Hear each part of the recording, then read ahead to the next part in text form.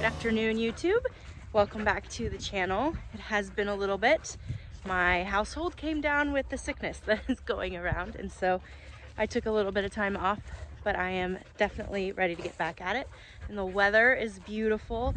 Today is Friday, February 9th. My dog is losing his mind because I'm outside finally. And so today I just kind of wanted to show you some of the seeds that I will be putting in this year's garden, which is right here, by the way. It's hard to believe that in just a few short weeks we will be doing some bed preparation and getting things ready to plant for the upcoming growing season. I do already have a few different seeds started in the house. I've got some shelves with some grow lights, so I do have a few things started. But before I got really into seed starting for the year, I wanted to just kind of go over some of the things that I will be growing this year with you guys. So let's head on over to my seed stash and check it out. Before we head all the way back over there, here's just a quick peek what the garden looks like. We expanded what the garden was from last year, so we plowed everything in. That's kind of what you're looking at now. It's very rough. We will come in with a tiller this year and till it and get some beds prepped. And then I'm hoping to work towards a no-till system after that. But just to get started, initially we did go ahead and do a plowing, and then we will till, get the beds kind of made, and then I'll show you as the season progresses kind of how I'm transitioning to a no-till method. Let's go.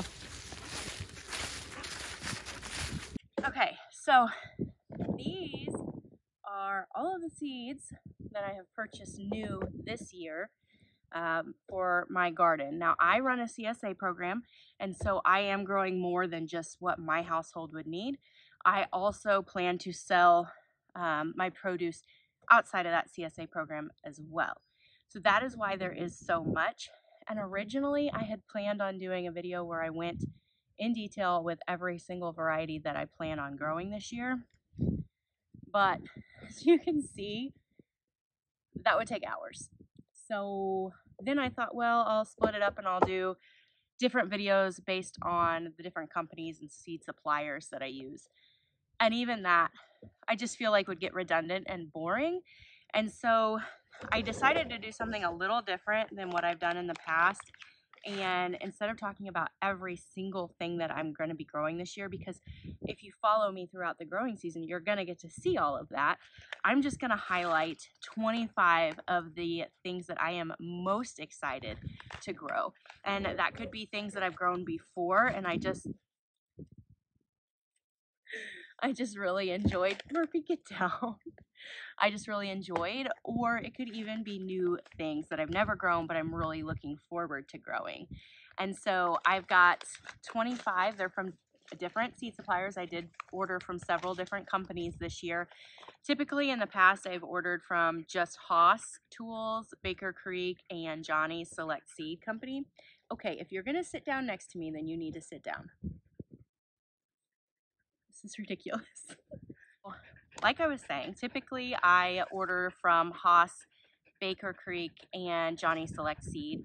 This year I ordered from M.I. Gardner for the first time, and I actually placed 2 separate orders with them because I was so pleased with the variety that they have now. They have really expanded their selection, and their prices are just unbeatable. So I did a lot of price comparison and shopping around, because with the sheer volume that I have to order because of the type of program that I'm running, it gets extremely expensive. And so I spent weeks comparing different seed suppliers based on the number of seeds in each packet versus the price, and just the shipping costs and everything was taken into account. And so that's part of why I ordered from the companies that I did. It was the most cost-effective route for me at the volume that I'm growing currently. And so I have picked some varieties from each company that I ordered from, and I want to just kind of highlight the 25 that I'm most excited about. So let's go ahead and get started. We'll get started with some of my favorites from Haas. The Sun Gold tomato. this is my absolute favorite cherry tomato. I did order the Isis Isis candy cherry tomato this year as well, which I believe is fairly similar. So I'm looking forward to comparing them. But this has a spot in my garden every single year until the end of time. I love this tomato. And then last year, for the very first time, I grew a solar flare tomato.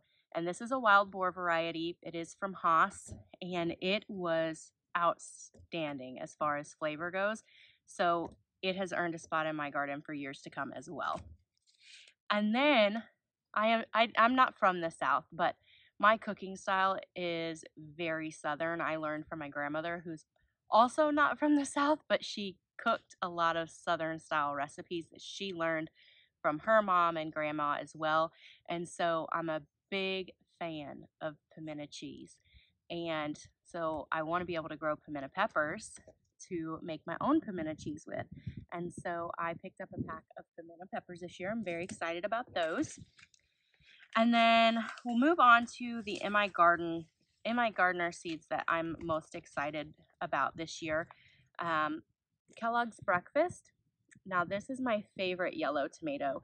I love this on a tomato sandwich, and I just think that I will have to grow these every single year, and they had a great price on them, so I went ahead and got those from MI Gardener this year. And then the Paul Robeson. Now, this is one of my favorite of the darker varieties. I'm growing a lot of dark varieties this year. I'm sorry. This is not the time of day I normally film, and I'm trying to like put my head where the tree is blocking the sun. So if you see me kind of moving and squinting, that's why. But the Paul Robeson is one of my favorite of the darker varieties. It's got a really rich, smoky flavor to it.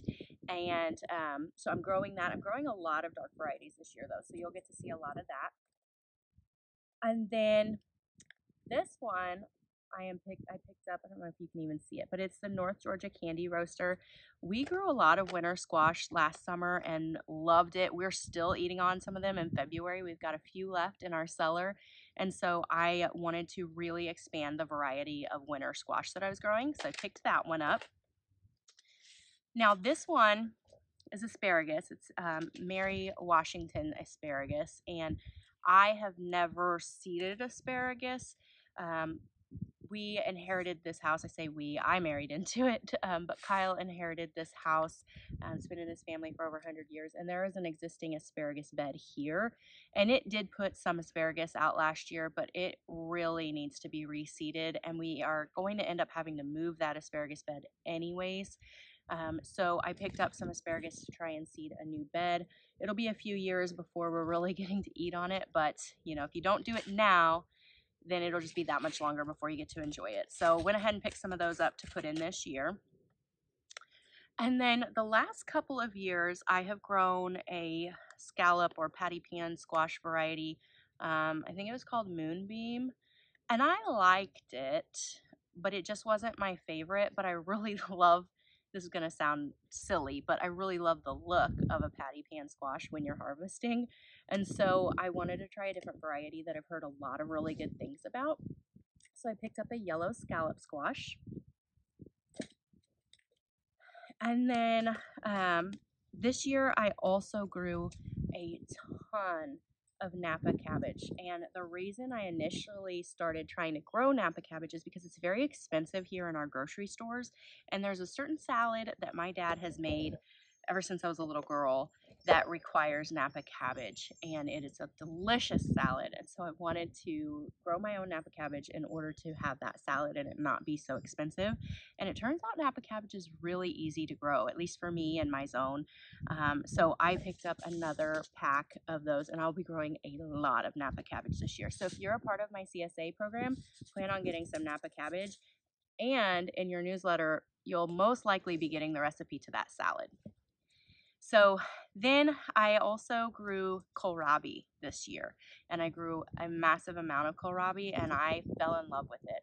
I had grown it in years past and I liked it, but this year I got really creative with how I was eating it. I made different slaws, and I made this really good fall salad that had beet and kohlrabi, and it was delicious. So I picked up quite a bit more kohlrabi. I stuck with the green kohlrabi this year. I guess they call it white, because I tried the purple and I just didn't care for it as much. So I don't think I'm going to be growing the purple kohlrabi anymore. And then I also picked up a giant Marconi red pepper pack because this is one of my favorite red peppers. It's very sweet and it's just really versatile. So I picked that up and I'm hoping my CSA members will love that as well. Just because I know a lot of people don't really like the hot peppers. And so I wanted to really expand my variety of sweet, or at least not quite as hot as like a jalapeno or a habanero. So I went ahead and picked that up. And then this next one I got just because it looked cool. I have other varieties of eggplant that I'm going to be growing, and I've grown several varieties of eggplant before, but I've never grown a white eggplant. And so this one is called Casper eggplant. It's from MI Gardener as well. And so I'm definitely looking forward to growing that one. Okay, I had to adjust myself as the sun is moving. I'm getting blinded by it, but this was really the only place that I could come outside and sit down and film this video for you. And I could have sat at my desk and filmed this in the office, but when it's almost 60 degrees in February, you take advantage and you go outside, even if your dog is being a clingy nutcase. So anyways, we'll continue on with this as long as my dog will let me. Can you please give me some space? One of the I don't even know what video I saw this in last year, but I do watch several YouTube channels, mostly gardening or flower farming related. Somebody that I watched had planted alongside of their carrots nasturtiums. And I had never thought of growing nasturtiums on the ground. I know that you can. I just never thought to do it because I always had them going up a trellis. And this person put theirs on either side of their carrot row, and it was gorgeous. And so there was a particular variety of nasturtium that I had been wanting to grow for a couple of years, but by the time I had placed my orders, they had all sold out already. But I happened to find it at a garden center this year when it was just a couple weeks ago. It was a cold, rainy day, and I was craving the garden. And so I went to one of the garden centers here, and they carry botanical interest seeds. And so they actually had the peach melba nasturtium. So I'm going to be growing this. I got a couple packs. I'm going to be growing this alongside of my carrot rows, and I hope that it's just as pretty as it was in the video I watched. I wish I remember who that was so I could give them credit, but I will definitely be copying them this year because I thought it was really neat how that looked. And from what I understand, and I could be wrong, but from what I understand, things like rabbits don't necessarily care for the smell of nasturtium, and so maybe they'll leave the carrots alone. But that's not why I'm doing it. So if that's not true, I don't care. I'm doing it because it looks cool. It looks really pretty with the nasturtiums growing alongside of the carrots. And originally, when I drew out my garden plans the first time, because I do it several times as I change my mind.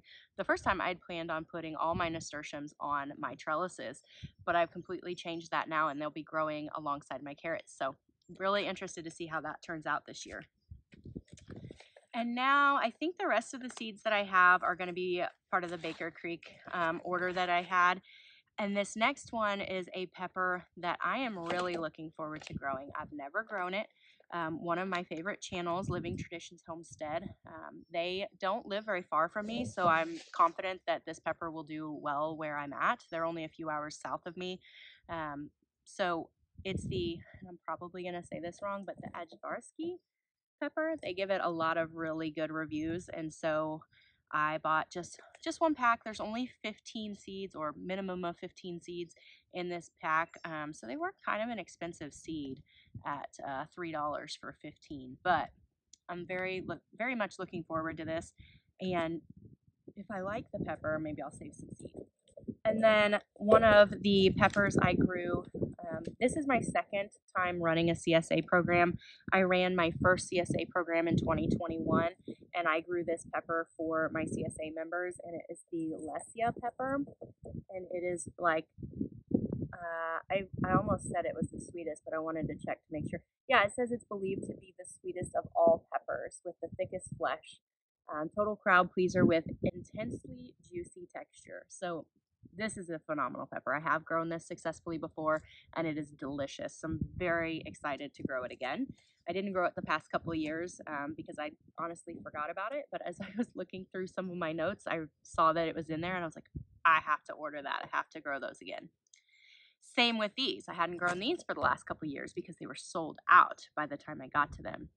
But the Sugar Rush Peach, this makes a phenomenal salsa. So if you are one of my CSA members, look forward to this pepper as well as the salsa recipe. Now, let me see. Let me look through these. I want to kind of organize it so where I'm going through all of the food items first, and then I'll go through the flowers.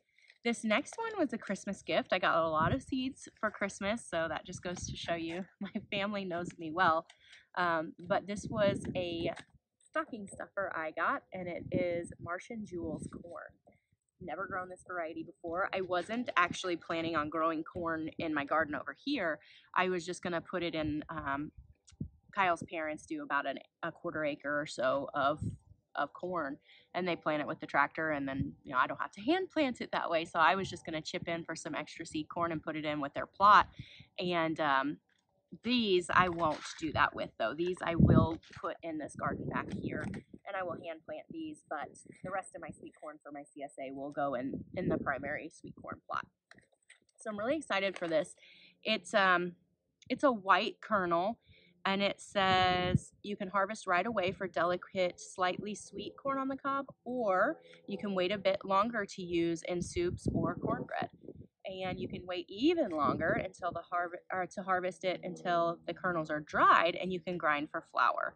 So it's a very versatile corn. So if you're going for self-sufficiency on your homestead or in your garden, maybe this would be a good variety. I don't want to speak too soon because I've never grown it, but we're going to grow that this year, and I'm going to try and harvest it at the 3 different stages that it says you can, and do a few different things with it. So this will be a fun experiment.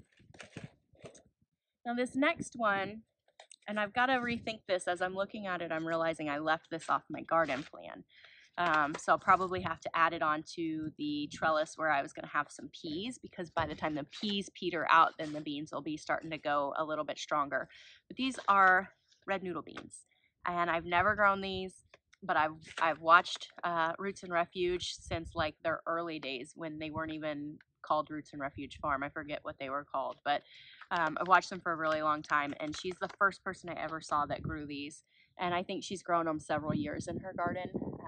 Never tried them, but now that I have all kinds of space to work with that I never had before, I get to try some of these more exciting and fun varieties. So looking forward to that.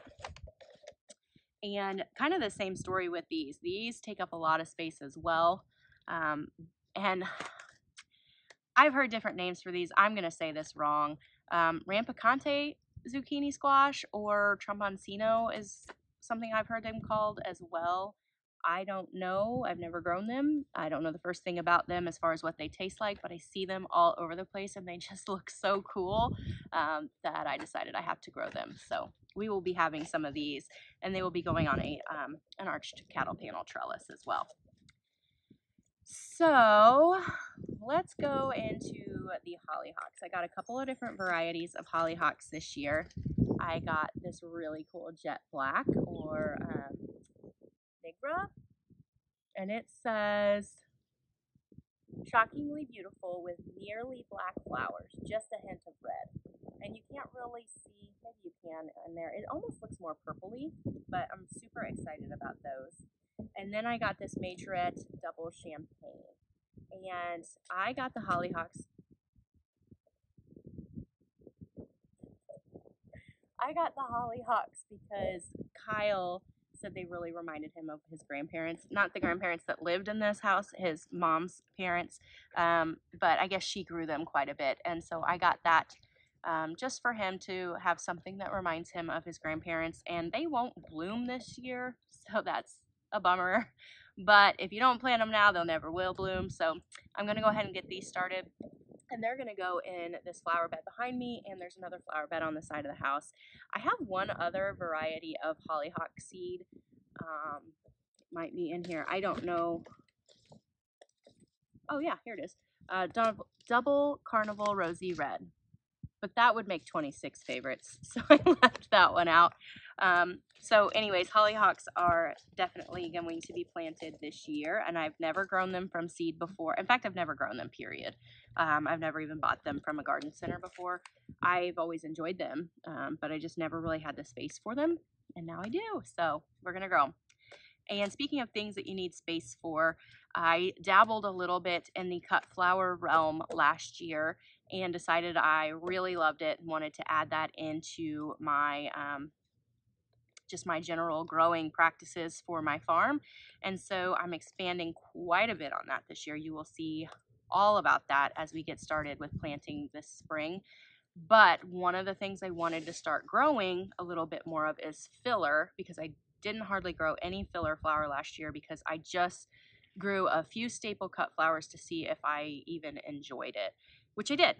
So this year I'm picking up a lot more fillers, which I have in this box. I have all different kinds of filler flowers, and I'm only highlighting one of the fillers that I'm growing this year, but that's because it is just so stinking cute. It is bunny tails grass, and so I'm super excited about that. Now, it was kind of expensive. This was a $4 pack of seeds. It says minimum of 25 seeds, so I'm really hoping that this goes over well, because that's pretty expensive for filler. But filler really does make a difference and a huge impact. So definitely wanted to add that in this year.